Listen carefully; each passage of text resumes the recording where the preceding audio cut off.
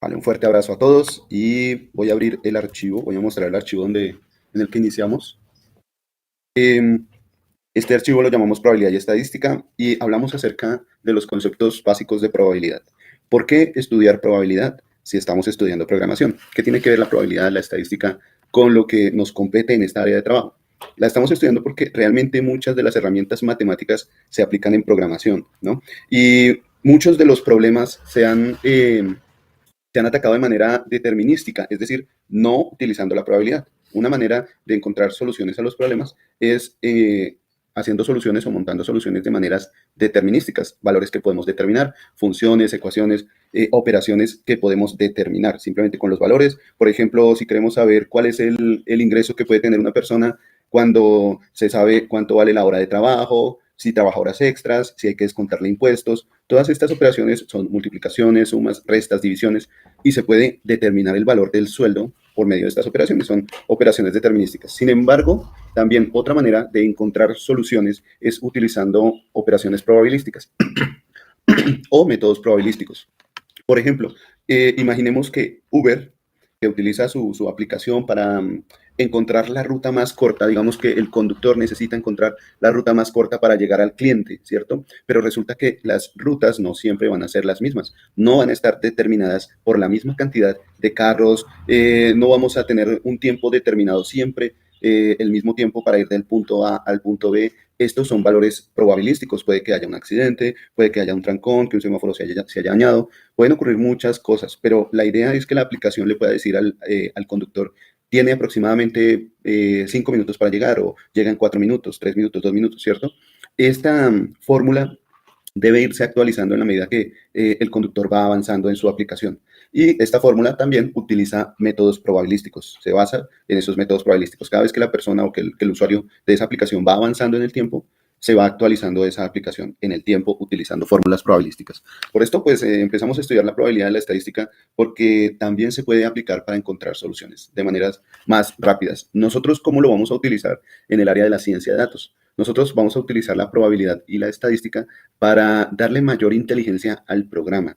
Cuando podemos tomar una decisión asertiva con respecto a una empresa, si de pronto la empresa desea buscar dónde apuntar más su publicidad, hacia qué sector, hacia qué rango o a qué personas puede llegar mejor su publicidad, cuáles pueden ser sus clientes potenciales, es útil la probabilidad y la estadística, ¿cierto? Entonces empezamos a hablar de las diferentes opciones que nosotros teníamos. Empezamos a hablar de algo que se va a llamar el espacio muestral. El espacio muestral es ese espacio disponible en el cual yo puedo tomar una muestra, yo puedo aplicar mis fórmulas probabilísticas. Decíamos que uno de los ejemplos que poníamos era el dado, ¿no? En el dado tenemos 6 caras. Si ustedes se dan cuenta, permítanme un segundo a ver si hacemos lo siguiente. Vamos a ayudarnos con imágenes también, ¿no?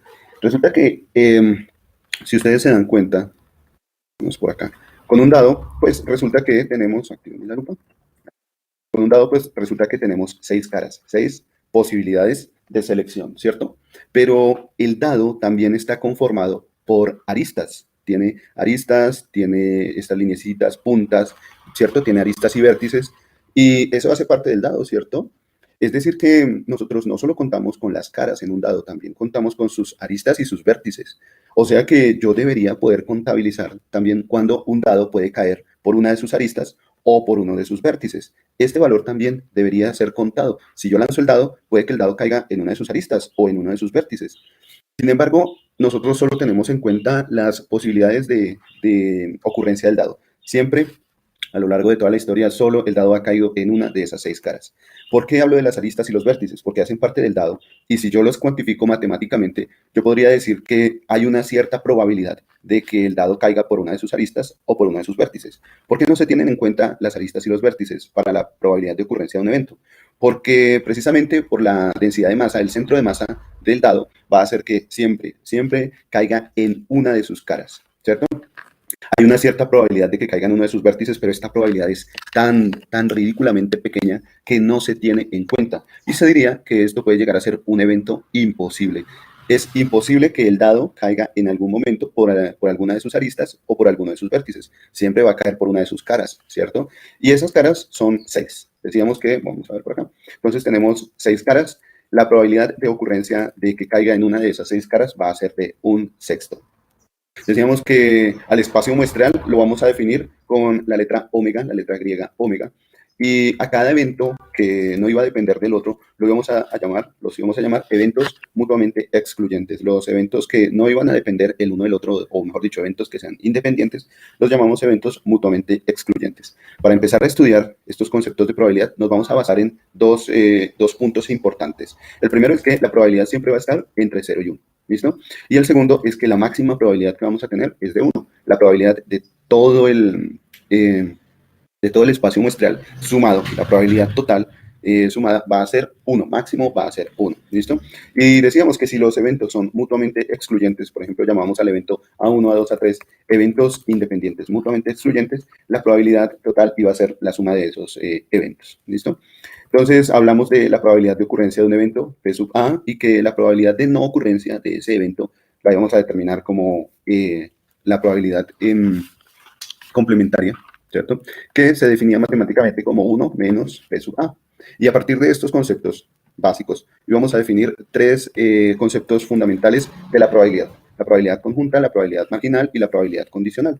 Y tomamos como ejemplo un espacio muestral donde había una cierta cantidad de personas. De esa cierta cantidad de personas, unos iban a ser, bueno, no me acuerdo a uno que era, femenino supongo, unos iban a ser de sexo femenino, los otros iban a ser de sexo masculino, unos iban a ser amantes del fútbol, decíamos que B1 íbamos a tomar los amantes del fútbol, es decir, que si sumamos la cantidad de personas de N11 más N21, íbamos a tener los amantes del fútbol en total. Los que no eran amantes del fútbol lo íbamos a determinar como B2. Es decir, si sumamos la cantidad de personas N12 con N22, íbamos a tener el total de personas que no iban a ser amantes del fútbol, ¿sí? Es decir, que el total de nuestro espacio muestral, el total de personas, iba a ser N1 más N11 más N12 más N21 más N22. Ese iba a ser el total de nuestras personas, ¿sí? Y empezamos definiendo la probabilidad conjunta como esa probabilidad en la que dos conjuntos se fusionan o se intersecan entre ellos. Una intersección entre los dos conjuntos. Por ejemplo, lo podemos mencionar de la siguiente manera. ¿Cuál es la probabilidad de que si yo escojo una persona al azar, esa persona sea masculina y le guste el fútbol? En este caso estaríamos hablando de... mentiras, aquí pregunté, fue por A1B1. ¿Cuál es la probabilidad de que esa persona sea femenina y le guste el fútbol? Entonces, estamos hablando del conjunto A1 intersecado con el conjunto B1. A1 intersección B1 nos da N11. La probabilidad sería ese conteo disponible, ese 11, N11, sobre el conteo total, sobre el espacio muestral. Esa es la probabilidad de seleccionar una persona que sea de sexo femenino y que le guste el fútbol. A eso lo llamamos probabilidad conjunta. La probabilidad marginal es la probabilidad que solo va a tener en cuenta un grupo. Si nosotros, todo nuestro espacio muestral está dividido en grupos, por un lado masculino o femenino, por otro lado amantes del fútbol y no amantes del fútbol, vamos a suponer que queremos encontrar la probabilidad de uno de esos grupos. En nuestro caso, digamos que queremos hallar la probabilidad de que sean del género femenino. Bueno, mentiras, aquí la tenemos, queremos hallar la probabilidad de que sean del género masculino, o sea, la probabilidad de A sub 2. Si seleccionamos a una persona cualquiera de todo ese espacio muestral, ¿cuál es la probabilidad de que esa persona sea masculino? Resulta que a esa probabilidad la definimos como P sub A2 y para esto debemos tener en cuenta esos dos subconjuntos en los que el sexo masculino está seleccionado, N21 más N22, dividido por el total de nuestro espacio muestral. Decimos que a esto lo llamamos la probabilidad marginal. Y la probabilidad condicional sería una razón o una proporción o una división, ¿no? Podemos utilizar las palabras, serían palabras sinónimas, hablar de una razón, una proporción o una división entre la probabilidad conjunta y la probabilidad marginal. La probabilidad condicional nos dice que teniendo seleccionado un grupo, si hemos seleccionado un grupo, ¿cuál es la probabilidad de que de ese grupo ya seleccionado nosotros hayamos escogido otro grupo, otro subgrupo, perdón, dentro de ese grupo? Por ejemplo, si hemos seleccionado ya al grupo A2, hemos seleccionado el grupo A2, ¿cuál es la probabilidad de que si selecciono una persona del grupo A2, de este grupo que está en gris, cuál es la probabilidad de que esa persona sea amante del fútbol? Estamos hablando también de B1, ¿no? ¿Cuál es la probabilidad de que si tengo las personas que son del grupo A2 y selecciono una persona, ¿cuál es la probabilidad de que esa persona que seleccioné esté entre los amantes del fútbol? Para esta ocasión lo que hacemos es, primero que todo, tomar esa opción. La opción es que sean amantes del fútbol y también que sean masculinos. Esa opción es N21, N21, ¿cierto?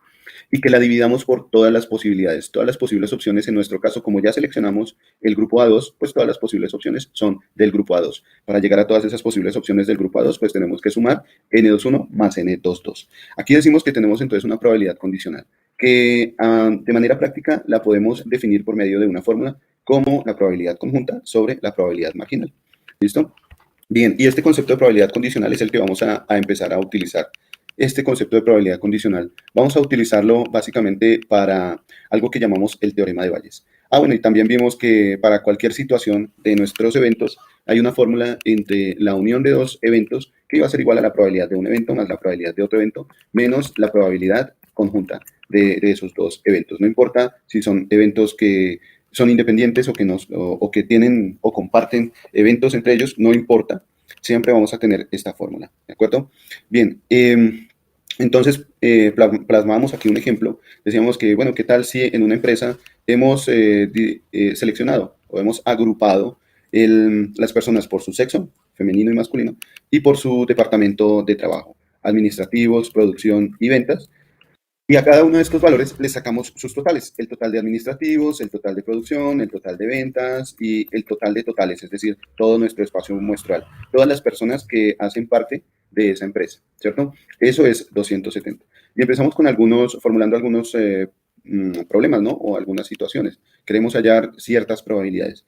Si ya tenemos esta clasificación, entonces vamos a ver cuál es la probabilidad de, si selecciono una persona al azar, de todo ese espacio muestral, de todas las personas que pertenecen a la empresa. Si selecciono una persona, ¿cuál es la probabilidad de que esa persona sea de sexo femenino? Entonces, para esto tomamos todo el conjunto femenino, en este caso es 208, que es sumar precisamente todos sus elementos, y lo dividimos por el total de elementos, 270. La probabilidad de seleccionar a alguien de sexo femenino es de 208 sobre 270. De la misma manera, la probabilidad de seleccionar a alguien de sexo masculino será el total de sexo masculino, que es 62, sobre el total de todo el espacio muestral, que es 270. 62 sobre 270.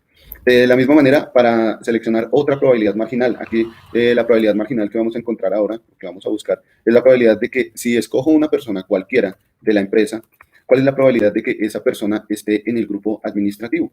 Esa persona pertenezca al grupo de administrativos. Entonces, del total de administrativos lo dividimos por el total, por toda la cantidad de personas que están en la empresa, ¿no? Esa es la probabilidad de seleccionar una persona de el grupo administrativo. A estas probabilidades las vamos a llamar probabilidades marginales. También puede que yo quiera saber cuál es la probabilidad de seleccionar a alguien de sexo masculino o de sexo femenino. ¿Cuál es la probabilidad de que seleccione a alguien de femenino o masculino? Decimos que para esto tomamos la probabilidad femenino más la probabilidad masculino. Ambos son eventos mutuamente excluyentes. Significa que la probabilidad conjunta es cero. ¿Se acuerdan que en nuestra fórmula decíamos que siempre que teníamos la unión de dos eventos, F unido M iba a ser la probabilidad de F más la probabilidad de M menos la probabilidad conjunta? En este caso la probabilidad conjunta es cero y decimos que el total de nuestra probabilidad es 1. Es decir, siempre vamos a escoger o alguien de sexo femenino o alguien de sexo masculino. La otra situación sería la complementaria, bueno, la que acabamos de mencionar, la probabilidad conjunta de sexo femenino y sexo masculino, que sería una probabilidad igual a 0.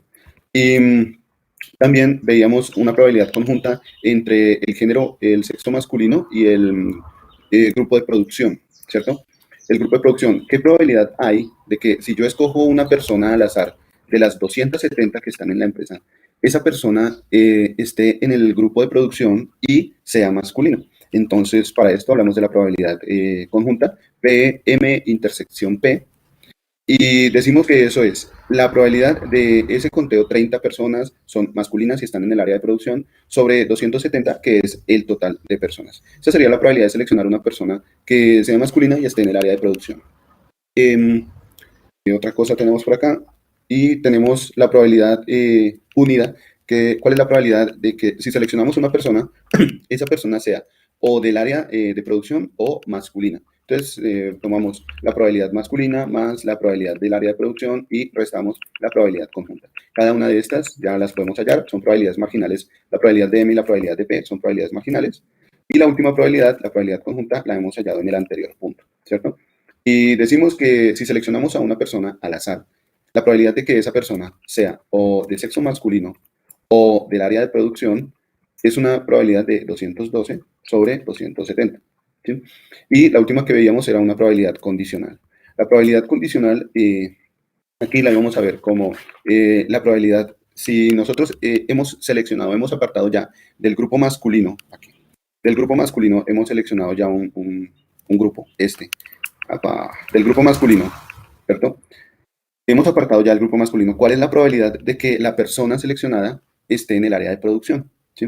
Ese es el punto 7 que nosotros definimos acá. Esa es la probabilidad condicional. Para esto, entonces, utilizamos la probabilidad conjunta y la dividimos por la probabilidad marginal de M, de todo ese conjunto, ¿cierto? Decimos que hemos seleccionado todo este grupo. De ese grupo, si yo selecciono de estas 62 personas, selecciono una persona, ¿cuál es la probabilidad de que esa persona esté en el área de producción? ¿Sí? Si de esas 62 personas, sé que voy a seleccionar solo de esas 62 personas. Si de esas 62 personas yo selecciono una persona, ¿cuál es la probabilidad de que esa persona esté en el área de producción? Entonces, decimos que utilizamos la probabilidad conjunta, es decir, 30 sobre 270, y la dividimos por la probabilidad marginal. La probabilidad marginal sería 62 sobre 270. Finalmente, el resultado será la probabilidad el conteo de 30 sobre 62, que es la probabilidad conjunta, es decir, masculino y producción al mismo tiempo, masculino y producción al mismo tiempo, dividido la cantidad marginal, dividido masculino, dividido 62, 30 dividido 62. Esas serían las técnicas para hallar el valor de probabilidad utilizando los conceptos de probabilidad conjunta marginal y condicional, ¿vale? Bueno, y decíamos que de la definición de probabilidad condicional podríamos despejar la probabilidad conjunta. Entonces, si yo coloco este denominador y lo paso al otro lado del igual, pasar el denominador al otro lado del igual hace que pueda despejar de aquí la probabilidad conjunta, diciendo que la probabilidad conjunta es probabilidad condicional multiplicado por la probabilidad marginal. Esto decíamos que era lo que nos iba a conducir al teorema de Bayes, ¿no? Primero al teorema de probabilidad total. En el teorema de probabilidad total, uno de los eventos lo íbamos a tener a priori, aún no ocurría. En el teorema de Bayes, ese evento ya podíamos definirlo. ¿Cómo era que me confundí? Ese evento podíamos definirlo a posteriori. ¿Qué pasaría después de ese evento? Pero para esto íbamos a utilizar, o sea, lo que quiero que tengan en cuenta es que para estos teoremas vamos a tener en cuenta siempre la definición de la probabilidad condicional. De aquí podemos despejar cualquiera de los teoremas. De esta fórmula podemos despejar cualquiera de los teoremas. Hablamos del teorema de Bayes a partir de esa fórmula y que simplemente nos mostraba cómo podíamos hacer uso del teorema de Bayes. Hablamos de un ejemplo, pero antes de pasar a este ejemplo, voy a tomar esta vez este ejemplo con toda calma. Antes de pasar a este ejemplo, quiero tomar un ejemplo previo con base en la tabla que ya teníamos aquí anteriormente. Voy a tomar esta tablita que tenemos aquí, voy a copiarla, control C, y voy a bajar por acá, ¿de acuerdo? Bajemos un poco y voy a decir que este es nuestro ejemplo 1, ¿vale? El otro ejemplo lo voy a definir como el ejemplo 2, ¿listo? Ejemplo 2. Entonces, para el ejemplo 1, a ver si hacemos, bueno, espero que no se vea muy alejado. Para el ejemplo 1 voy a hacer lo siguiente. Vamos a definir, para el ejemplo 1, vamos a tomar en cuenta esta tablita, ya nos habíamos basado en esta tabla, pero voy a suponer que hay valores que no conozco, ¿de acuerdo? Voy a suponer que en nuestra tablita hay un valor que no conozco, digamos que estos valores de acá no los conozco. Para definir los que no conozco, voy a simplemente a borrarlos, ¿de acuerdo? Este valor no lo conozco, digamos que este valor no lo conozco, supongamos que este tampoco lo conozco, ¿listo? Vamos a ver por acá, hagámoslo así de esta manera, supongamos que este tampoco. Bien, supongamos que tenemos la siguiente información. Nos dicen que la probabilidad entre el grupo masculino, la probabilidad de seleccionar a alguien que esté en el área administrativa es de 20 sobre 62. ¿Cómo podemos definir esto? Voy a acercarme un poquito por acá. Entonces, tenemos en nuestra empresa, tenemos seleccionado el personal masculino. Del personal masculino, de esa selección del personal masculino, me dicen que la probabilidad de que la persona La probabilidad de que la persona, voy a tomar esta otra barra porque me está inclinando esto de manera diferente. Voy a tomar la probabilidad condicional así, con esta barra vertical, ya no con la barra inclinada, voy a cambiarla a la barra vertical para que se vea la diferencia entre probabilidad conjunta, porque es que esto me está dividiendo, me está pasando a dividir, entonces quiero que se vea la diferencia. La probabilidad condicional sería, en este caso me está diciendo que al seleccionar del grupo de masculinos, la probabilidad de que la persona esté en el grupo administrativo va a ser de 20 sobre 62, ¿cierto? Eso lo tenemos ahí, claro, porque este es la probabilidad conjunta masculino administrativos y 62 es la probabilidad marginal del grupo masculino, ¿cierto? También me dicen que la probabilidad de que alguien esté en el área de producción y pues que haya sido seleccionado de ese grupo masculino es de 30 sobre 62. Es decir, que aquí tenemos la probabilidad conjunta de producción y masculino sobre la probabilidad marginal de masculino, ¿cierto? Eso es lo que nos está diciendo este enunciado. También nos dice que se conoce la probabilidad de que si estamos en el grupo masculino, conocemos cuántas son las personas del sexo masculino y tomamos de ahí una persona, la probabilidad de que esa persona esté en el área de ventas es igual a 12 sobre 62. ¿Listo? Estas son las probabilidades condicionales que se tienen hasta el momento, ¿vale? La pregunta que me surge ahora en este momento es la siguiente.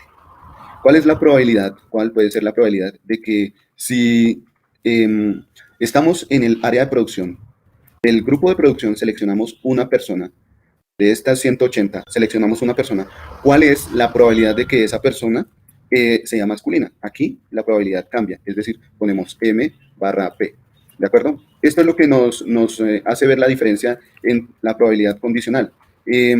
Antes teníamos del grupo de selección, teníamos al grupo masculino, de ahí seleccionamos uno, del grupo masculino seleccionamos uno, la probabilidad de que esa persona esté en el área de producción es de 30 del grupo masculino, ¿cierto? 30 del grupo masculino. Ahora la pregunta es, bueno, y si la verdad los que tengo son todos del grupo de producción, ¿cuál es la probabilidad de que esa persona sea masculino? Aquí, en nuestro caso, pues nosotros ya sabemos, ya nos dimos cuenta, la respuesta es inmediata, ¿cierto? Podríamos decir que es 30 sobre 180. La cuestión es, bueno, ¿y cómo llegamos a ese dato? ¿Cómo podemos llegar a ese valor? De hecho, podríamos llegar a ese valor teniendo en cuenta también la probabilidad marginal de P. Entonces, aquí, dentro de nuestros datos, podríamos decir que la probabilidad de que una persona esté en el área de producción o pertenezca al área de producción sería de 180 sobre 270. Si yo selecciono a una persona, cualquiera de mi empresa, la probabilidad de que esa persona esté en el área de producción va a ser 180, voy a colocarlo aquí, sobre 270. ¿Listo? Entonces, ahora sí nos vamos con nuestra pregunta. Dice, ¿cuál es la probabilidad de que si he seleccionado, he apartado el grupo de producción del área de producción, voy a seleccionar una persona? ¿Cuál es la probabilidad de que esa persona sea masculino? Entonces, aquí se utiliza el teorema de Bayes. Se puede utilizar el teorema de probabilidad total o el teorema de Bayes, despejando precisamente los otros valores.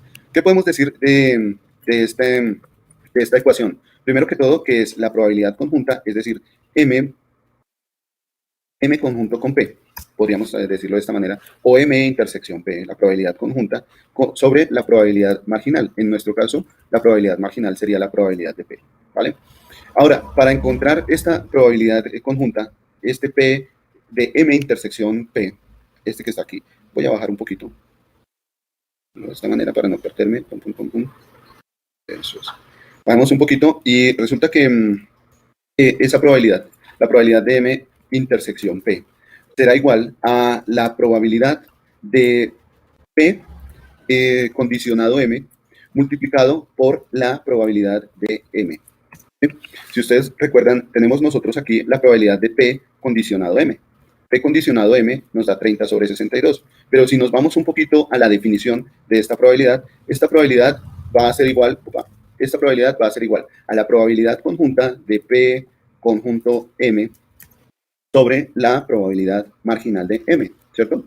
Esta probabilidad que está acá, esta que estamos hallando acá, es la que estamos colocando de manera despejada aquí, en la parte de abajo. Si yo despejo M intersección P, es decir, si despejo de esta fórmula despejo la probabilidad conjunta M intersección P. Esto va a ser igual a la probabilidad condicional P condicionado M multiplicado la probabilidad marginal PM, que es esta que tenemos aquí, ¿cierto? Bien, tenemos entonces nuestra probabilidad conjunta. Y resulta que la probabilidad conjunta nos dice que debo tomar esta probabilidad, que ya la conocemos, es 30 sobre 62, la probabilidad de P condicionado M, P condicionado M, que es 30 sobre 62, y la tengo que multiplicar por la probabilidad de M. En nuestro caso, para hallar la probabilidad de M, tendríamos que sumar cada una de estas probabilidades condicionales. La probabilidad de A condicionado M, la probabilidad de P condicionado M y la probabilidad de B condicionado M. Cuando sumamos todas estas probabilidades, 20 sobre 62, 30 sobre 62, 12 sobre 62, cuando sumamos todas esas probabilidades al final nos va a dar 1, la unidad, nos va a dar toda la probabilidad condicional 1, P de M, déjeme ver, 30, aquí es 50, 62, sí. Nos va a dar toda la probabilidad P de M, ¿listo? Déjeme ver, nos da 1, por aquí nos da 1, tenemos es que multiplicar cada una de esas probabilidades, ¿no? Tenemos que multiplicarlas para encontrar entonces la probabilidad P de M. Es decir, en nuestro caso, P de M sería 62 sobre 270, ¿cierto? Que es el total de todas las personas. P de M, para hallar la probabilidad P de M, la probabilidad marginal de masculino, sería este 62, perdón, dividido 270.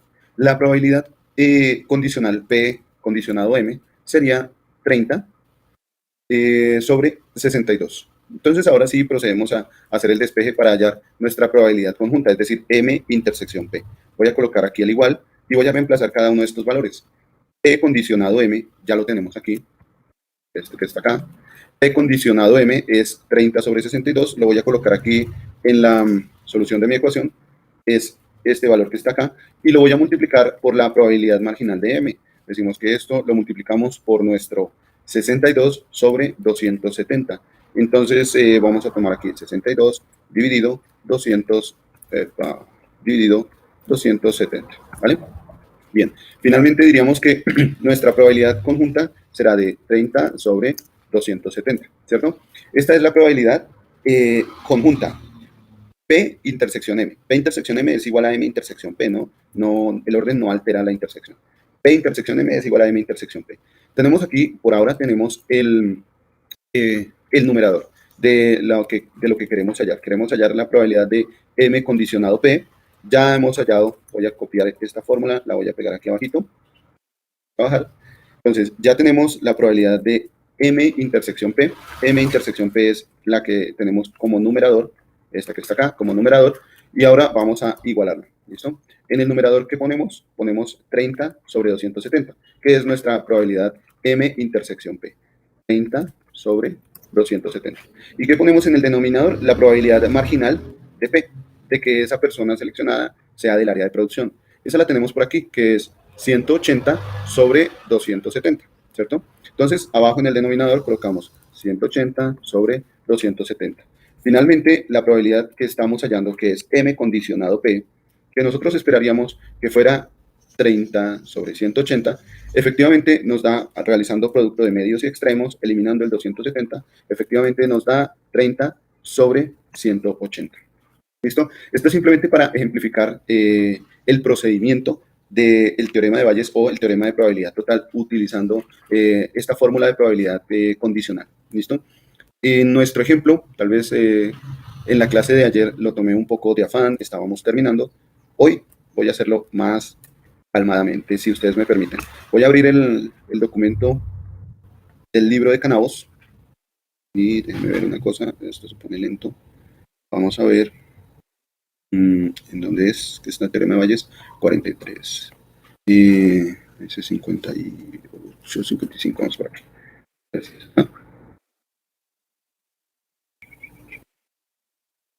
Permítanme un segundo. Eventos independientes, bajemos teorema de Bayes y por aquí hay un ejemplo que fue el que nosotros tomamos, fue este. Dice el ejemplo y dice, vamos a ver si hacemos esto. Muy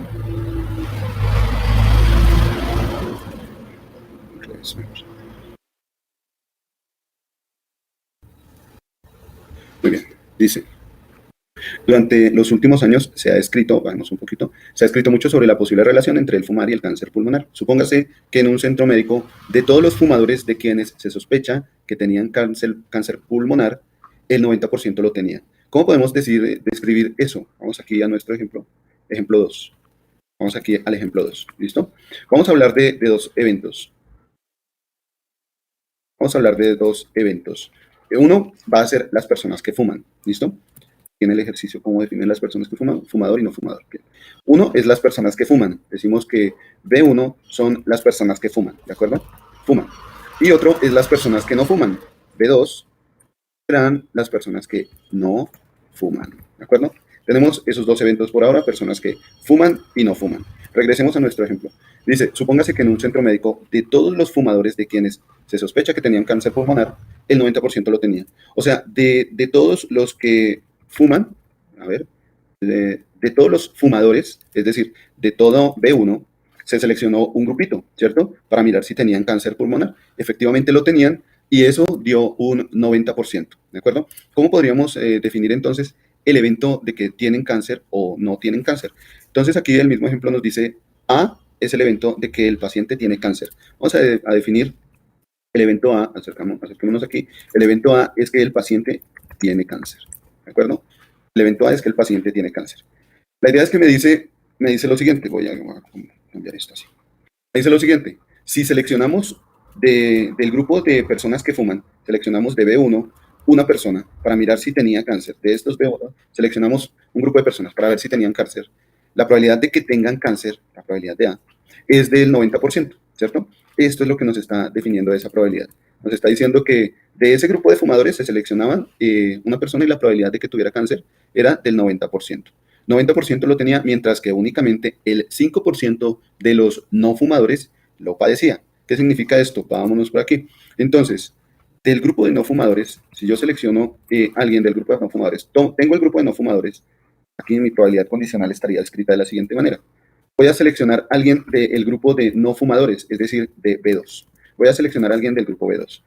¿Cuál es la probabilidad de que esa persona tenga cáncer? Es decir, ¿cuál es la probabilidad de que se dé A, dado que seleccioné del grupo de no fumadores? Entonces aquí coloco este A. Y el ejemplo me dice que el valor es del 5%, que cuando seleccionamos de los no fumadores, seleccionamos a alguien de los no fumadores, del grupo de no fumadores, seleccionamos a alguien y esa persona tiene cáncer, la probabilidad es del 5%. Entonces aquí la colocamos como un 0.05. Bueno, me voy con esta parte de las probabilidades. Resulta que cuando me dice que tiene una probabilidad del 90%, el 90% implica que voy a tener que hacer el cálculo sobre este porcentaje. Aquí el valor porcentaje sería algo así como multiplicar por 1 sobre 100. Esto es lo que significa el 90%. 90 por 1 sobre 100. Cuando hacemos esta división, pues el resultado nos da 0.9, ¿cierto? Del 90%. Lo mismo cuando nos dice que es el 5%, es decir, el 5% sería, el 5% sería equivalente a tomar el 5 y multiplicarlo por 1 sobre 100. A esto corresponde el 5%. 5 dividido 100 o 5 multiplicado 1 sobre 100 es igual a 0.05, ¿vale?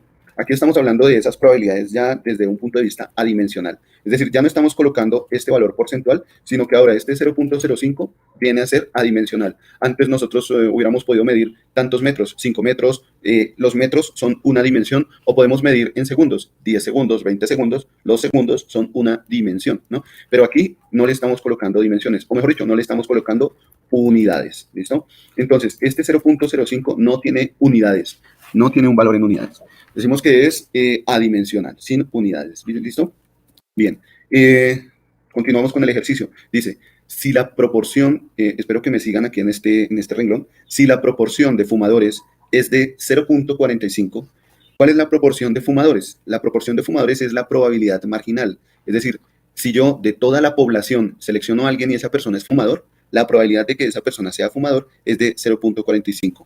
Entonces voy a colocarla aquí. Voy a definir aquí esa probabilidad. ¿Cómo definimos el evento de las personas que fuman? Lo definimos como B1.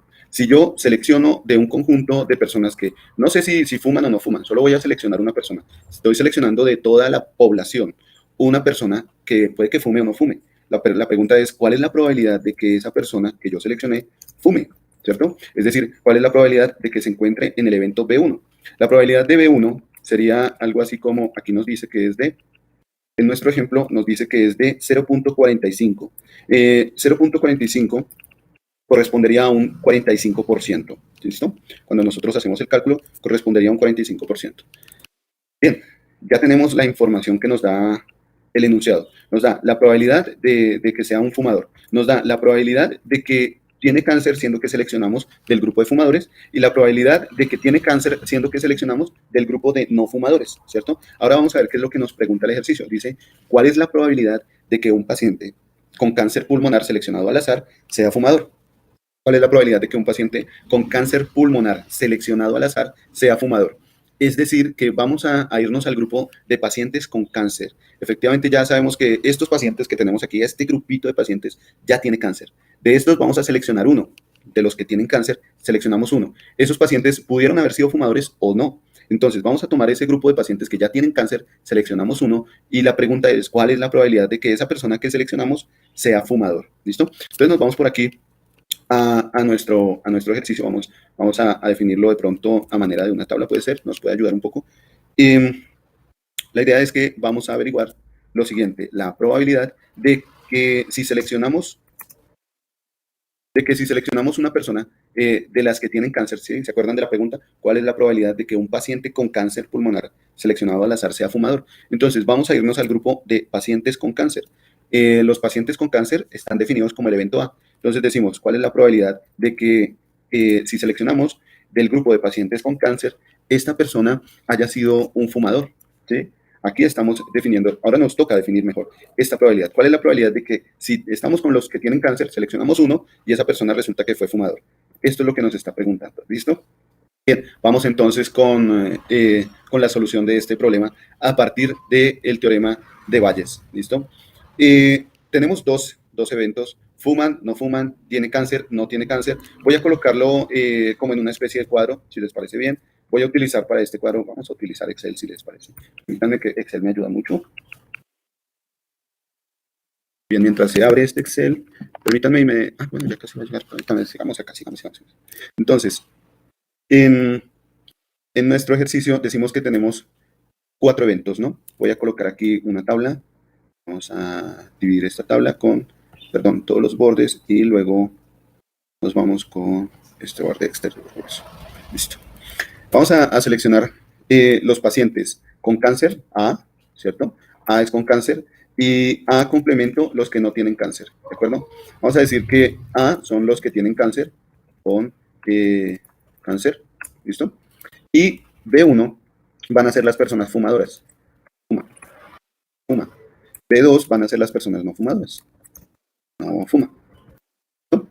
Bien, tenemos aquí el grupo de las personas que fuma, el grupo de las personas que no fuma y el grupo de las personas con cáncer. Ahora, en nuestro ejercicio nos dice que cuando seleccionamos del grupo de las personas que fuman, cuando seleccionamos del conjunto que fuman, esa persona resulta que tiene cáncer, el valor que nos da es del 90%. Esa probabilidad es del 90%. Aquí estamos tomando la probabilidad condicional sobre la probabilidad marginal, ¿cierto? Entonces podríamos decir que nuestra probabilidad condicional, esta que está aquí, control C, voy a enviarla a esa conjunción entre A y B1. La conjunción entre A y B1, es decir, entre este grupo y este grupo, va a estar dada aquí, en esta partecita. Aquí está la probabilidad conjunta. Podríamos decir que aquí tenemos nuestra probabilidad conjunta.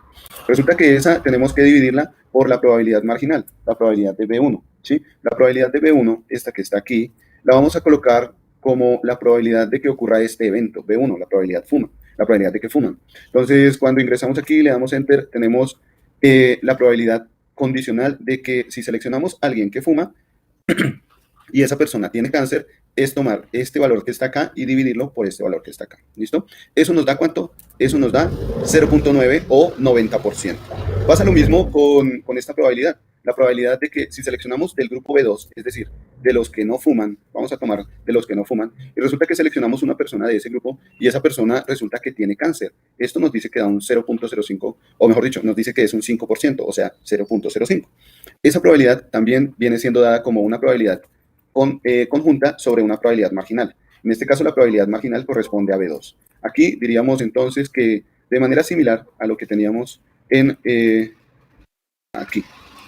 De lo que teníamos anteriormente, diríamos que cuando tomemos del grupo B2 y esa persona resulta que tiene cáncer, la probabilidad conjunta es A intersección B2, ¿cierto? Y aquí podríamos decir de la misma manera que cuando nos vamos a la probabilidad marginal, aquí tendríamos B2. Entonces, 90% corresponde a este término sobre este término y 5% corresponde a este término sobre este término. Ya tenemos entonces los valores de probabilidades condicionales de los que tienen cáncer, ¿listo? De las personas que tienen cáncer. ¿Cómo puedo hallar entonces las personas en total, las que tienen cáncer? Si yo quisiera hallar la probabilidad marginal de A, es decir, selecciono de toda la población, selecciono una persona y esa persona resulta que tiene cáncer. ¿Cómo puedo hallar esa probabilidad de que efectivamente la persona tiene cáncer? Para hallar esa probabilidad, pues entonces tomo esta probabilidad condicional y la sumo con esta probabilidad condicional y eso me da esta probabilidad de acá, ¿vale? Entonces vamos a hacer eso, vamos a hallar primero que todo la probabilidad marginal P de A. P de A, bueno, aquí vamos a hacer saltos de línea para que quede como mejor, ¿no? Nuestro ejemplo 2. Listo. P de A. Volvemos a esto. Bien, P de A viene a ser el producto de la suma de este 90%, es decir, 0.9 más el 0.05. Es decir, que la probabilidad marginal de A finalmente será de 0.95 o un 95%, 0.95. Recordemos que lo que queremos hallar es esta probabilidad, ¿no? La fórmula para esa probabilidad es la probabilidad conjunta P de B1 en conjunto con A, la probabilidad conjunta sobre la probabilidad marginal, es decir, la probabilidad de A. Y resulta que este valor del denominador ya lo tenemos acá. Este valor del denominador es la probabilidad marginal, P de A. ¿Qué nos hace falta hallar? Nos hace falta hallar la probabilidad conjunta, ¿listo? Esta P de B intersección A, ¿listo? Entonces, continuamos con este ejercicio, después con este ejemplo, después de nuestro receso, vamos a tomarnos un receso de, no sé, 10 minutos o menos.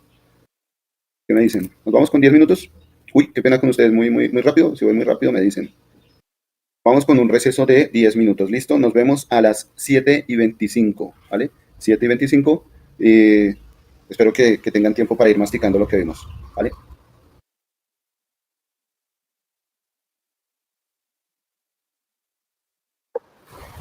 Muy bien, ya estamos de regreso acá en nuestra clase. Vamos a ver. Bueno, Luisa Fernanda dice, quisiera recordarles las sesiones de acompañamiento que realizamos los monitores. Estas se realizan los días lunes, miércoles y viernes de 7 a 9 de la noche y los sábados de 2 de la tarde a 4 p.m. Adicionalmente, recuerden que pueden contactarnos a través de WhatsApp para cualquier duda que se les presente. Luisa, muchas gracias por este recordatorio. Resulta que los monitores van a hacer también algo así como una especie de empate o de actualización, no solamente para las personas que asisten a esta clase, sino también específicamente enfocado a las personas que no alcanzan a asistir a estas clases. Van a tratar de reducir este tema que yo les estoy dando acá, van a tratar de condensarlo en sus sesiones de acompañamiento. Esto para también darles la posibilidad de que si no alcanzaron a llegar a esta clase, a la sesión de las 6 de la mañana, puedan acceder a las sesiones de acompañamiento de los monitores. Ellos van a hacer todo su esfuerzo por dar el tema tal cual como lo estamos dando, lo estamos viendo acá. ¿Listo? Entonces, los invito a todos ustedes a que hagan uso de esas monitorías. Los monitores están completamente dispuestos a solucionar sus inquietudes. ¿Listo? Entonces, yo veré, asistan a esas monitorías.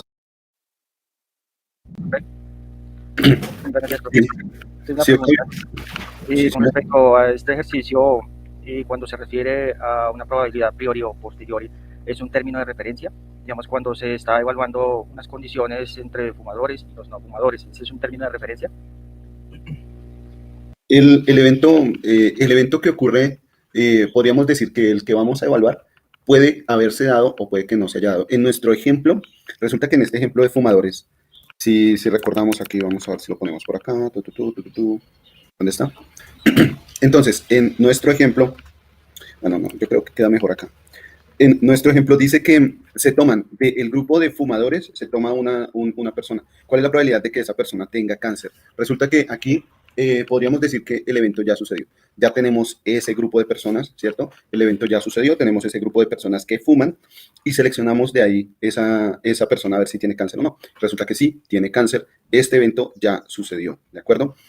Cuando nosotros nos vamos aquí a la pregunta, si tomamos todas las personas que tienen cáncer y seleccionamos una persona de esas que tiene cáncer, y resulta que fue fumadora, ¿cierto? La persona que tiene cáncer fue fumadora. ¿Cuál es esa probabilidad de que seleccionamos solo del grupo de los que tienen cáncer, seleccionamos una persona? ¿Cuál es la probabilidad de que esa persona haya fumado? Resulta que aquí este evento pues ya pasó, ¿no? Porque es una persona que fumó y se está evaluando pues cuál puede ser como esa relación tal vez o esa condición de tener cáncer con respecto a haber fumado, ¿sí? Estos son los eventos que se evalúan dentro de lo que ya haya pasado, ¿vale? Dentro de lo que ya haya pasado aquí en este caso, si seleccionamos de los que tienen cáncer, seleccionamos de los que tienen cáncer y esa persona resulta que fumó, es un evento pasado, ¿sí? Es un evento ya posterior, que ya ha pasado, ¿no? La otra pregunta sería, bueno, y si yo me pongo a fumar, ¿cuál puede llegar a ser la probabilidad de que yo tenga cáncer en el futuro? ¿Cuál puede llegar a ser la probabilidad? Bueno, si yo fumo, la probabilidad de que yo tenga cáncer en el futuro sería extraída como una probabilidad que es cuantificable de un historial. Tenemos el grupo de personas que fuman y de ese grupo de personas que fuman seleccionamos una persona y la probabilidad de haber seleccionado a esa persona y que tenga cáncer es de un 90%, ¿cierto? Podríamos decir que, bueno, voy a basarme en mi inducción, voy a basarme en esta probabilidad. Si yo llego a fumar, ¿cuál es la probabilidad de que yo en el futuro, todavía no lo tengo, pero cuál es la probabilidad de que yo en el futuro tenga cáncer? ¿Listo? Sería la evaluación de un evento antes de que este suceda, como la probabilidad de un evento antes de que este suceda. Es una predicción, podría ser. Digamos que tentativamente sí, inicialmente sí puede ser, bueno, no predicción, no tanto como predicción, no lo llamaría tanto como predicción, porque para obtener una predicción, los valores de incertidumbre deben ser muy pequeños. Es decir, aquí estamos diciendo que la incertidumbre es lo que nos queda, un 10%, ¿no? Los valores de incertidumbre deberían ser absolutamente pequeños, deberíamos tener casi la certeza de que efectivamente si yo fumo voy a tener cáncer, es decir, tener un valor de probabilidad más alto, muy alto, más alto, ¿no? Pero sí podríamos decir que como que tratamos de hacer ese pronóstico tentativamente, lo digo con temor, sí, como con cierto recelo mejor. Lo digo con recelo porque exactamente no es hacer una predicción, ¿sí? Exactamente no es hacer una predicción, sino tomar un valor probabilístico y decir, pues me puede ocurrir esto en un 90%. ¿Por qué no lo aseguro como una predicción? Porque ocurre que hay un 10% de que ocurra lo contrario, ¿cierto? Tenemos un 10% de que la persona fume y no tenga cáncer. Entonces, este valor de no ocurrencia debería ser muy pequeño y evaluar un evento específico, una situación específica, para esta vez sí hacer una predicción. Entonces, yo diría, bueno, ¿cuáles son sus hábitos? Resulta que voy a fumar, voy a hacer ejercicio, no tomo café, no tomo alcohol, duermo bien. Es decir, los demás hábitos trato de que sean buenos para mi salud. Todos esos otros hábitos van a afectar finalmente el resultado. Entonces, para decir que tengo una predicción, debería tener en cuenta muchas más situaciones. Aquí, pues, simplemente hablamos de un pronóstico, ¿vale? Por eso lo digo como con cierto recelo. ¿Estamos? Profesión muy comprensible la situación. Muchas gracias. Vale, con gusto, sí, señor. Y entonces, vamos a continuar con nuestro ejemplo, ¿listo? Decimos que tenemos la proporción de personas que se seleccionaron de los fumadores y que tenían cáncer, que fue un 90%, y tenemos la proporción de personas que se seleccionaron que no fumaban y que resultaron tener cáncer, que fue un 5%, y también decimos que tenemos la proporción de personas de toda la población que son fumadores. Decimos que eso es un 45%. Y nos pregunta el ejercicio por si tomamos el grupo de personas que tienen cáncer, ¿cuál es la probabilidad de que esa persona haya fumado? ¿Sí? De las personas que tienen cáncer, ¿cuál es la probabilidad de que hayamos seleccionado a una persona que sea fumadora? Para esto vamos a utilizar esta fórmula de probabilidad condicional y para esa fórmula de probabilidad condicional, entonces, vamos a encontrar la probabilidad conjunta y la vamos a dividir por la probabilidad marginal. La probabilidad marginal corresponde a la probabilidad de las personas que tienen cáncer. Si yo en toda la población selecciono una persona, la probabilidad de que esa persona tenga cáncer de toda la población será del 0.95%.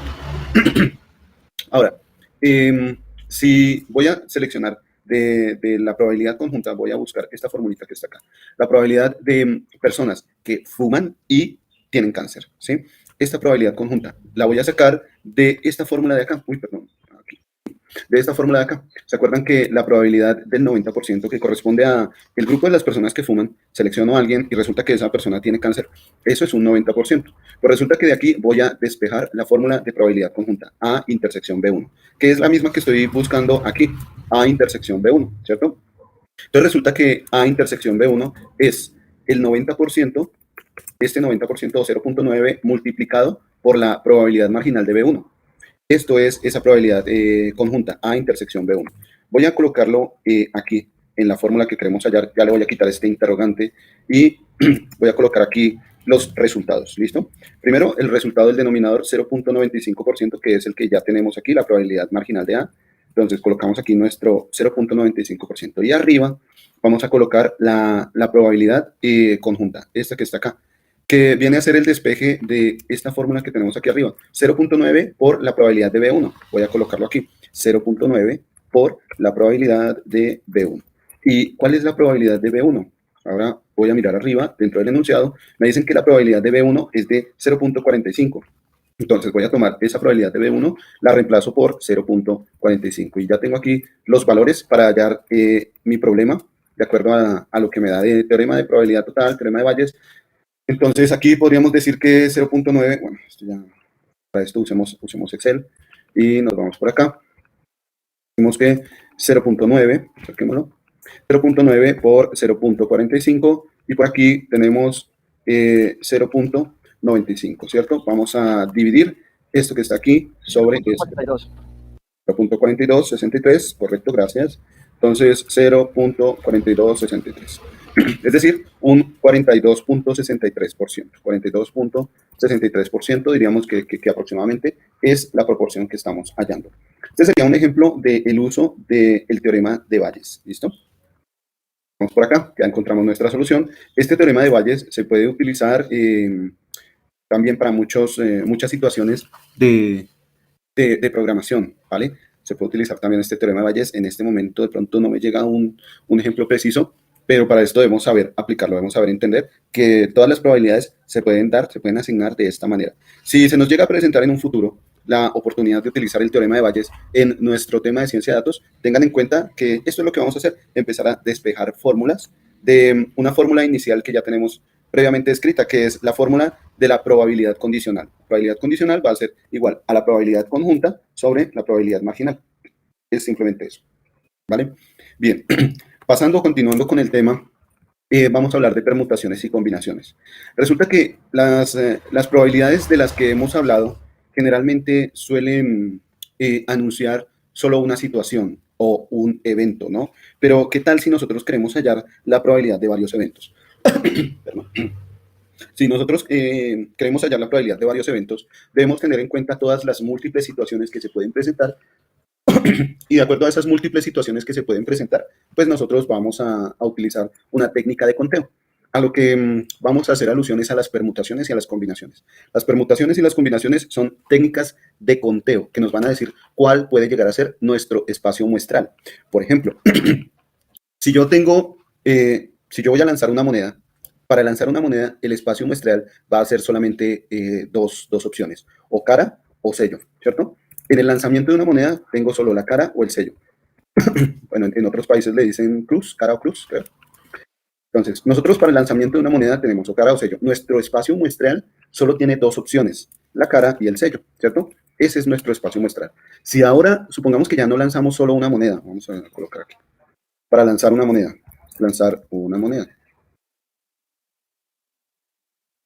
Permítanme un segundo, por favor.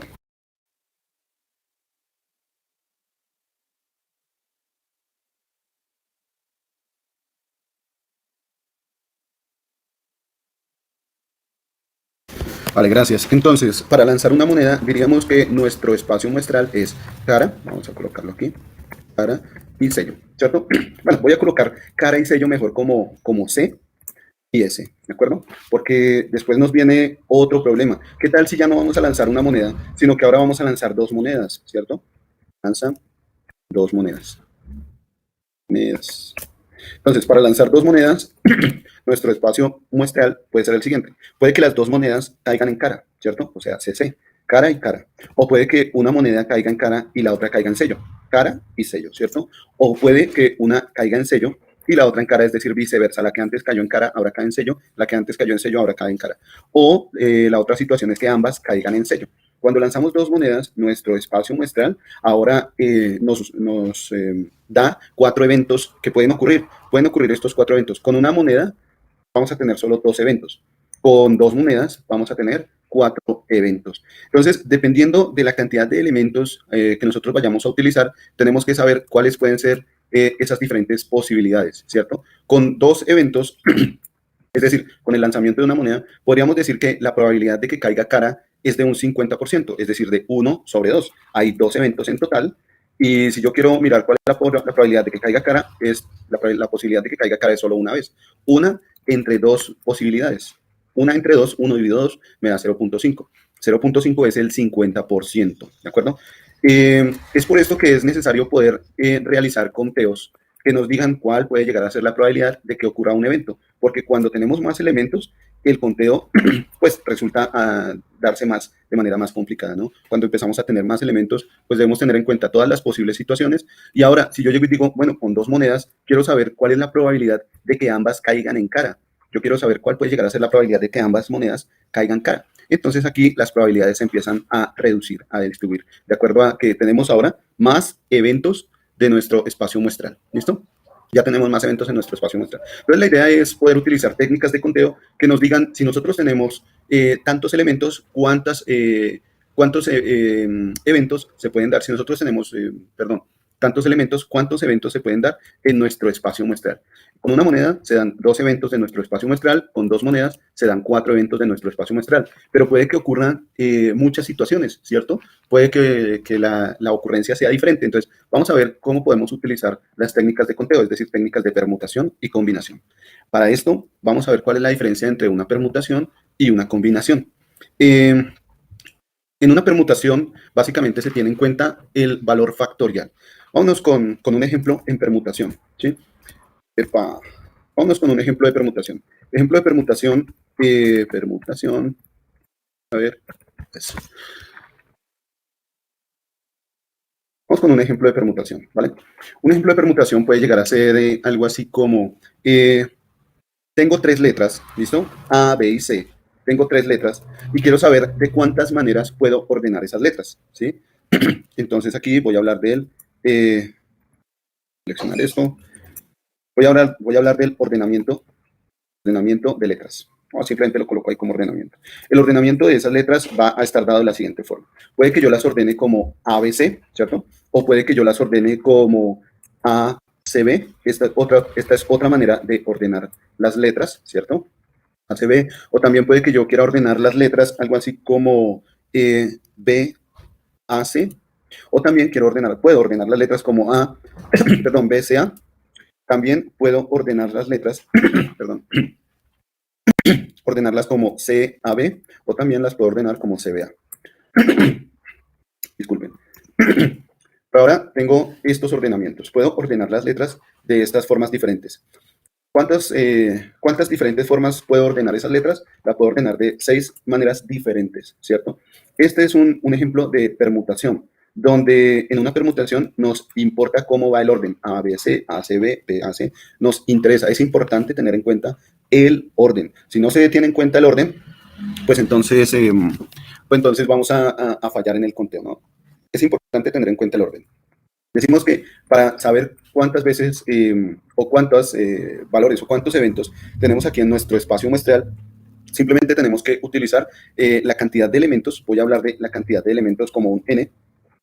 N va a ser la cantidad de elementos.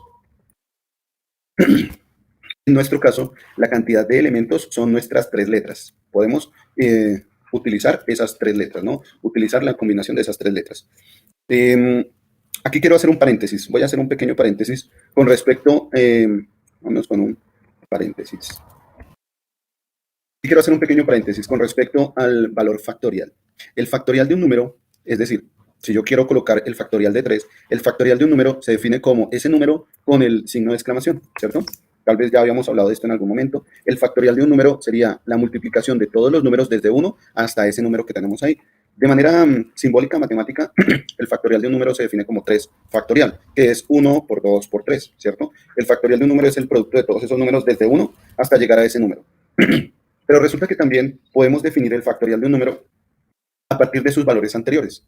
Si yo tengo el producto de 1 por 2 sería el factorial del número anterior. El factorial de 3 es 1 por 2 por 3. El factorial de 2 sería 1 por 2. O sea que este 1 por 2 yo lo podría definir como el factorial de 2, ¿cierto? Decimos que el factorial de 3 va a ser igual al factorial de 2 por 3. Es un término que podemos utilizar. Pero ¿qué tal si yo ahora no hablo del factorial del número 3, 4, 5 y 6, sino que ahora me voy a dar esta expresión desde una forma más matemática? Me voy a hacer un acercamiento desde un punto de vista más matemático, es decir, tomando esto como si fueran variables. Si yo digo que quiero hallar el factorial de n, el factorial de n va a ser igual a el factorial de ese n con un dígito menos, es decir, en este caso sería el de n menos 1, multiplicado por n. O sea, diríamos que el factorial de un número cualquiera es el factorial de su número anterior multiplicado por ese n, por ese número n. ¿Sí? Entonces aquí lo que podemos ver es que cuando yo quiero hallar el factorial de un número anterior, puedo despejar esta fórmula. ¿Cómo la despejaría? Pues simplemente coloco el término que se está multiplicando, que en este caso es este n por n, y lo paso al otro lado del igual.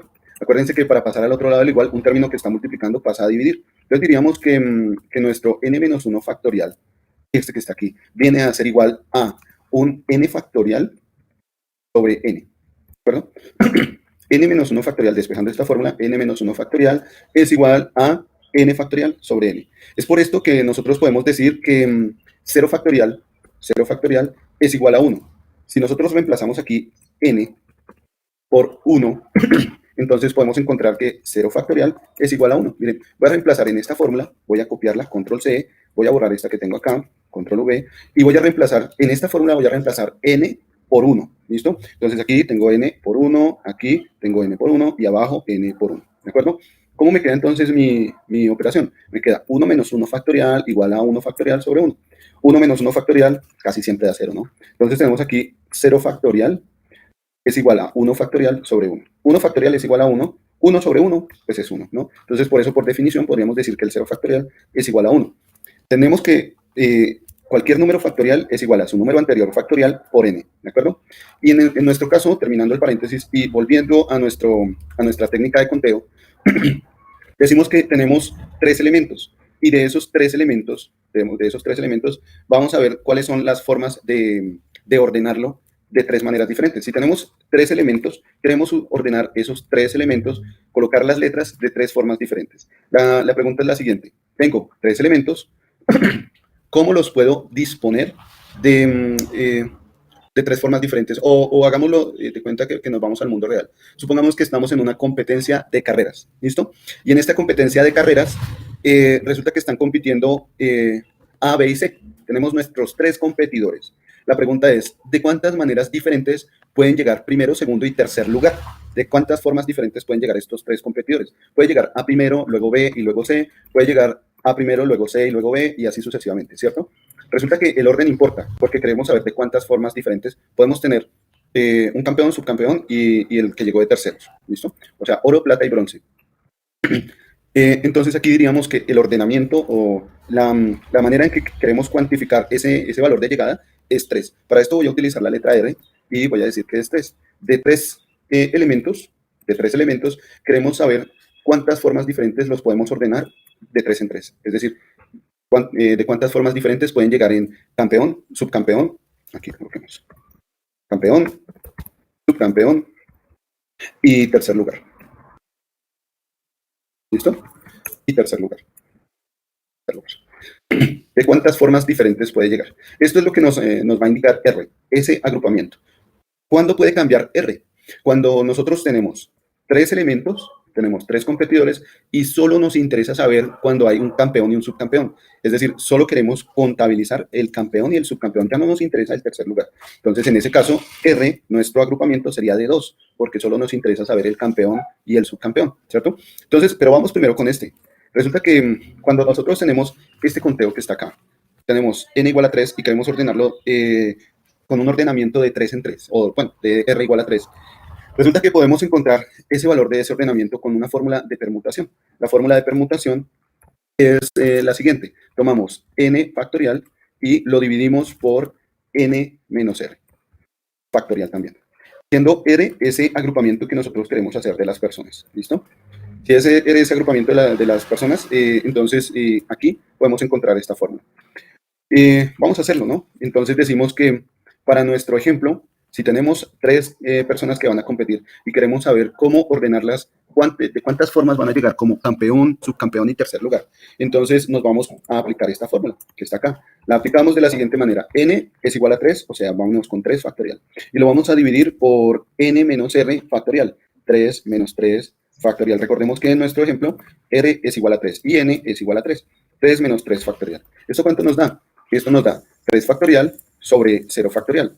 0 factorial es 1, por definición, o sea que podríamos decir que esta permutación en total nos da 3 factorial. Es decir, simplemente es tomar nuestro n y sacarle el factorial a n, ¿cierto? Este factorial es igual a 1 por 2 por 3, o sea, es igual a 6. Efectivamente, tenemos 6 diferentes formas de realizar ese ordenamiento, ¿vale? Si nosotros nos pasamos a la otra situación, solo nos interesa el campeón y el subcampeón. Vamos por acá, vamos con ejemplo 2. Ejemplo 2, ¿cierto? Upa, a ver. Entonces nos vamos con el ejemplo 2. Solo nos interesa el campeón y el subcampeón. Ya no nos interesa el tercer lugar. En este caso, pues, ¿qué cambiamos? Cambia el valor de R, ¿no? Ahora R es igual a 2, ¿sí? Y vamos a utilizar ahora nuestra fórmula de permutación. Vámonos aquí a colocar nuestra fórmula de permutación. Decimos que de cuántas formas podemos tener campeón y subcampeón. Pues decimos que tomamos 3 factorial y lo dividimos por, aquí en nuestro caso sería 3 menos 2, esto en un factorial. Y esto nos va a dar lo siguiente. 3 factorial sobre 3 menos 2 factorial, 3 menos 2 casi siempre es 1, 1 factorial por definición también es 1, 1 factorial es 1. Entonces decimos que en conclusión tenemos 3 factorial. De 3 maneras diferentes vamos a tener campeón y subcampeón. Algo así como, no sé si alguna vez se han encontrado ustedes con el problema de cuántos pares son 3 moscas o cuántos pares hacen 3 moscas. Podríamos hacer ese conteo, ¿no? De cuántas formas diferentes podemos tener campeón y subcampeón, teniendo 3 competidores. ¿Cómo lo podemos ver en nuestro espacio muestral? En nuestro espacio muestral, colocar aquí, en nuestro espacio muestral, suponiendo que tenemos los competidores A, B, C, podemos tener el campeón y el subcampeón como AB, campeón A, subcampeón C, campeón B, perdón, campeón B, subcampeón A, campeón B, subcampeón C, campeón C, subcampeón A, y campeón C, subcampeón B, ¿cierto? Estas serían las 6 diferentes formas. Bueno, porque aquí nuestra permutación nos dio 3 factorial, ¿no? 3 factorial es igual a 6. Tenemos 6 diferentes formas de tener ese ordenamiento, ¿listo? En nuestra permutación. La pregunta sería, si yo estoy compitiendo con 3 personas más, ¿cuál es la probabilidad de que mi amigo y yo quedemos en primero y segundo lugar respectivamente? Mi amigo en primer lugar, yo en segundo lugar. Entonces mi amigo puede ser A, yo puedo ser B. Entonces la probabilidad de que mi amigo quede en primer lugar y yo quede en segundo lugar es una de esas 6 posibilidades que tenemos aquí. ¿De acuerdo? Esta sería la probabilidad. Bueno, ya si nosotros queremos hacer un pronóstico más asertivo, pues tendríamos que tener en cuenta todas las otras opciones. ¿Qué tanto entrenamiento hay entre las personas? ¿Qué tanto nivel de exigencia? La edad, la capacidad pulmonar, la alimentación, el descanso, bueno, etcétera. Muchas otras, los hábitos, ¿cierto? Muchas otras situaciones que nos pueden dar un pronóstico más acertado. Bien. Déjenme ver. Entonces, ¿cuál es la situación? Que con las permutaciones nos interesa el orden. ¿Qué otra cosa se puede presentar en las permutaciones? En las permutaciones se puede presentar la situación en la que cada elemento puede que vuelva a participar en el evento. Por ejemplo, voy a colocar aquí un ejemplo, ejemplo 3. ¿Listo? Voy a colocar aquí ejemplo 3. Supongamos que, a ver, tenemos la siguiente frase. ¿Vale? Vamos con la frase, voy a colocar aquí la frase hola, o bueno, solo una palabra, mejor una palabra, ¿listo? Voy a hacerlo solo con la palabra hola, ¿listo? Supongamos que tenemos la palabra hola. Imaginemos que tenemos una bolsa con todas las letras de nuestro alfabeto. ¿Cuántas pueden ser las letras de nuestro alfabeto? Digamos que en el alfabeto de nosotros tendríamos unas 26 letras, A, B, C, y coloquemos este hola todo en minúscula. Supongamos que tenemos la palabra hola, todo en minúscula, y las letras de nuestro alfabeto también, todas en minúscula, A, B, C, hasta llegar a Z, X, Y y Z. estos son los elementos que tenemos, todas las letras de nuestro alfabeto, ¿no? Digamos que son tal vez unas 26 letras, ¿cierto? Y queremos saber de cuántas maneras diferentes podemos tener la palabra hola. O bueno, déjenme cambiar la palabra, una que repita letras. Digamos, pongamos ¿listo? La palabra este tiene la E 2 veces, ¿cierto? Esta palabra este tiene la E 2 veces. Pero resulta que en esta palabra, miren que nos importa el ordenamiento, ¿no? Yo quiero saber cuál puede ser la probabilidad de tener esta palabra tal cual así como está. No me sirve tener la palabra S-T-E-E, son las mismas letras, pero el ordenamiento es diferente, ¿cierto? A mí me interesa el ordenamiento. La pregunta es, si yo tengo estos elementos, tengo estas letras, ¿cuál es la probabilidad de que si todas estas letras las meto en una bolsa y selecciono una al azar, tomo una letra al azar, esa letra para la primera posición sea la letra E? Luego, nuevamente me voy a mi bolsa de letras y en mi bolsa de letras nuevamente tengo las 26 letras, es decir, repongo la letra E que saqué, la repongo. Nuevamente saco una letra, ¿cuál es la probabilidad de que esa siguiente letra que haya sacado sea la S? Para tener esta vez E y S, ¿cierto? Repongo esa letra S y regreso a mis letras. Tomo una letra al azar y que esa letra siguiente sea la letra T. Y la repongo, nuevamente tomo de esas 26 letras una letra al azar y ¿cuál es la probabilidad de que esa letra sea la letra E? Es decir, ¿cuál es la probabilidad de que utilizando el azar con esas 26 letras y reponiendo los elementos tenga esta palabra, ¿cierto? Este sería nuestro tercer ejemplo. Miren que aquí el ejemplo difiere de los anteriores dos porque aquí estamos reemplazando, estamos haciendo un reemplazo de los elementos que seleccionamos, ¿cierto? Tomamos E, lo ponemos aquí, pero lo reemplazamos. Siempre vamos a tener el mismo número de elementos, ¿vale? Esto pues para tenerlo en cuenta. Siempre vamos a tener el mismo número de elementos.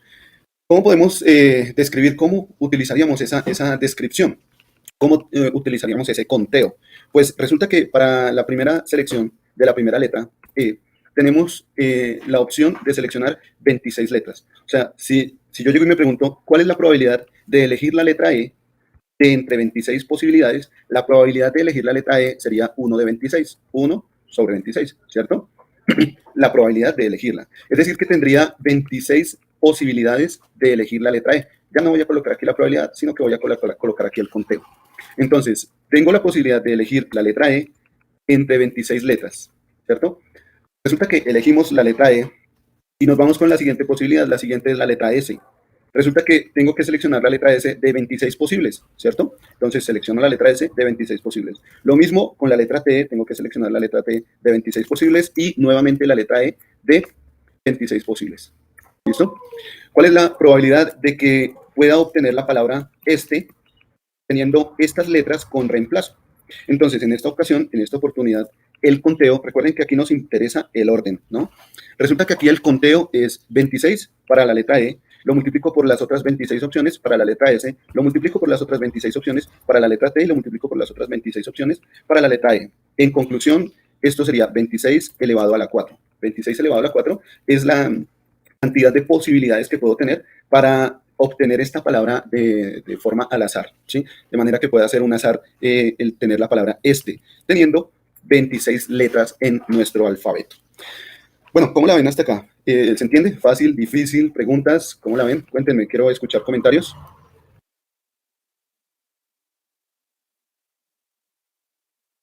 Activen el micrófono sin pena y sin vergüenzas, digo, sin vergüenza. Esto con respecto a la letra E se está reemplazando 2 veces. Ahí tendría que volver otra vez a realizar el conteo o solamente una vez, o como es con el tema, porque se repite 2 veces, ¿no? Y precisamente como estoy haciendo reemplazamiento, o sea, tomo la letra E, imaginemos que tengo las 26 letras de aquí, tomo la letra E, la coloco para la palabra E, pero la reemplazo, esa E, la reemplazo, o sea, la coloco en la palabra este, sí, pero la reemplazo nuevamente dentro de mi bolsa de letras, dentro de todas las letras disponibles, vuelvo a reemplazar la letra E, ¿sí? Esa letra que se selecciona, vuelve y se reemplaza. Con eso, en la última opción, tengo nuevamente 26 letras para seleccionar. Puede que de esas 26 letras seleccione nuevamente la letra E.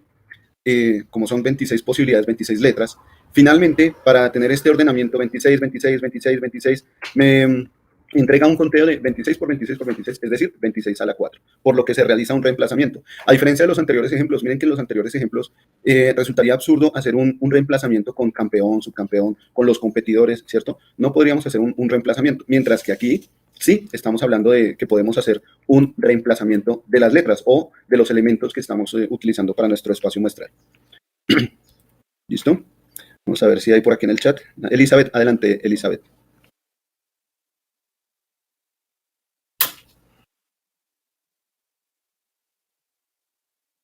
O sea que durante esos reemplazos cabe unos 456.970 posibilidades, ¿no? De que caigan esas letras. Uy, dio todo eso. Venga a ver cuánto da. Vamos a ver, 26 elevado a la 4, ¿no? Entonces, el número aquí es 456.976, correcto. Estas son las diferentes posibilidades, exactamente. 496.000 posibilidades de tener solo una palabra. ¿Listo? Y si me permiten, voy a darles un dato sorprendente, un dato que puede hacerlos irse para atrás. No sé si han escuchado algo acerca del ADN, ¿cierto? El ADN es definido por los científicos como el libro de la vida, el libro de instrucciones de la vida. Este ADN viene conformado solo con 4 letras. Estas se le definen como bases, 4 bases, bases proteínicas que son adenina, timina, citosina, guanina, y se definen con la letra A, T, G y C, ¿cierto? A, T, G, C. Esto es lo que pasa con el ADN. El ADN solo está constituido por 4 letras. O sea, en nuestro alfabeto del ADN ya no tendríamos 26 letras, sino que tendríamos 4 letras, ¿de acuerdo? El alfabeto del ADN, vámonos con el ejemplo 4. Voy a colocar aquí. Ejemplo 4.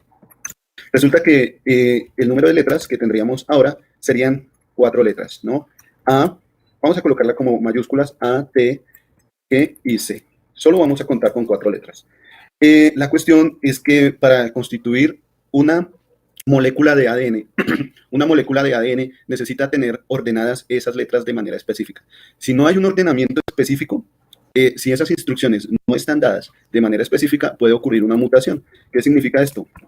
Espacio. ¿Qué significa esto?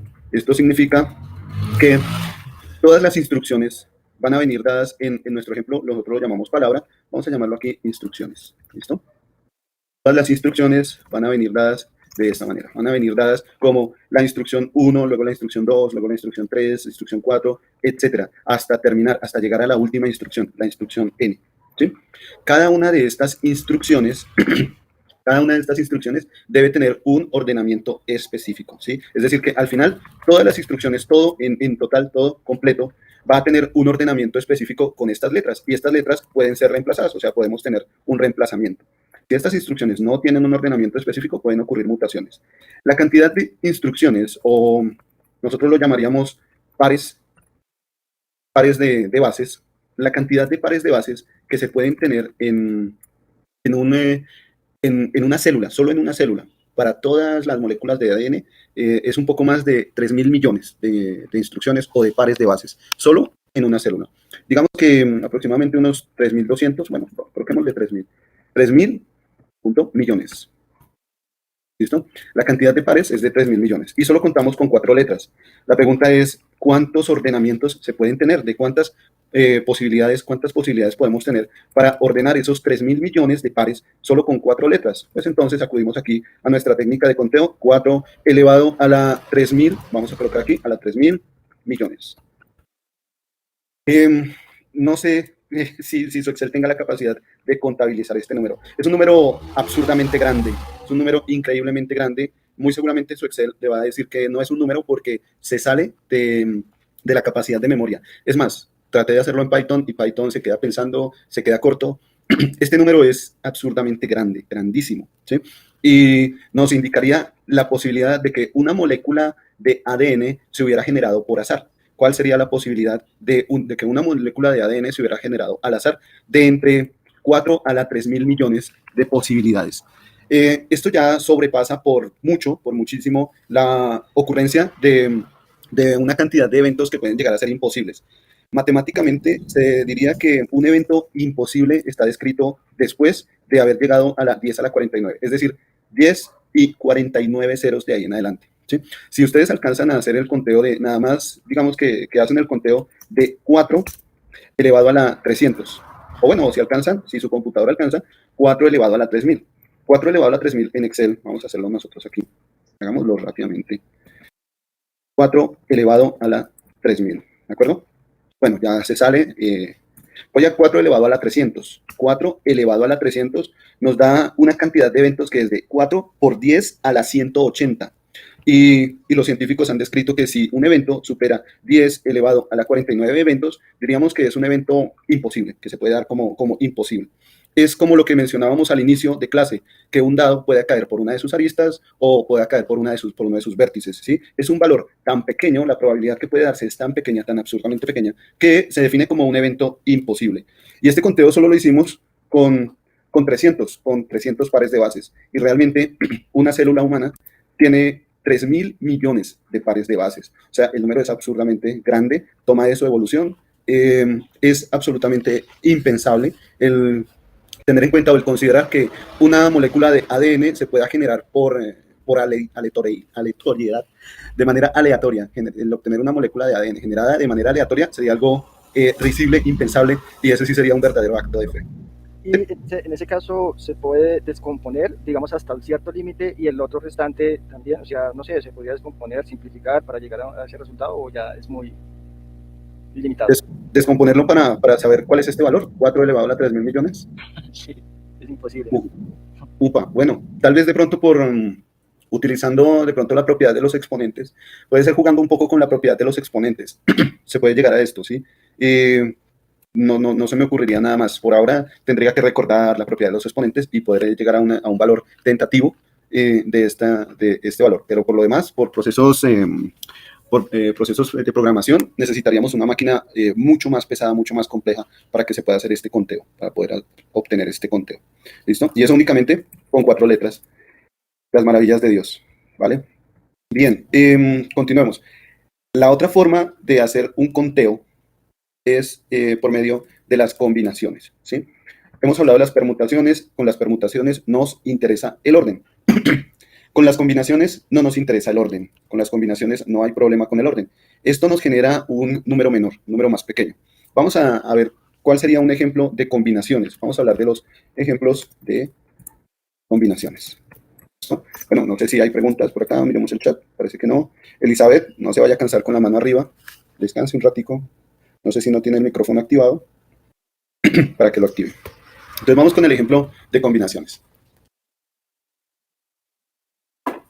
Supongamos que ¿cuántos equipos de fútbol podemos llegar a tener? ¿Cuántos tenemos en Colombia? Bueno, no sé cuántos equipos de fútbol. Mencionemos los equipos buenos de fútbol. Digamos que tenemos Millonarios y, bueno, solo un equipo bueno de fútbol.